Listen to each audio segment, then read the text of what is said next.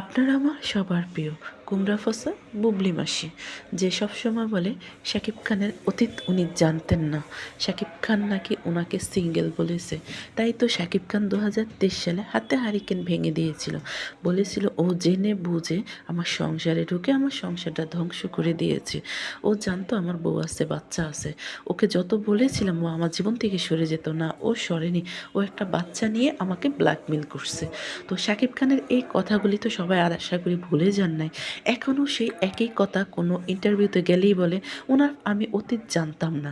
আদৌ কি ওনার লজ্জা আছে? এই যে শাকিব খান 2023 সালে হাতে হারিকেন ভেঙে দেওয়ার পরেও উনি এই কথাটা বলে।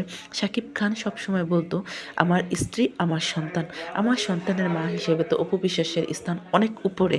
সেইখানে এই থার্ড পার্সেন্ট মহিলাদের কারণে, কিছু থার্ড পার্সেন্ট মহিলাদের কারণে স্ত্রীদের সম্মান কমে যায়, সন্তানদের মায়েদের সম্মান কমে যায়। এই ধরনের থার্ড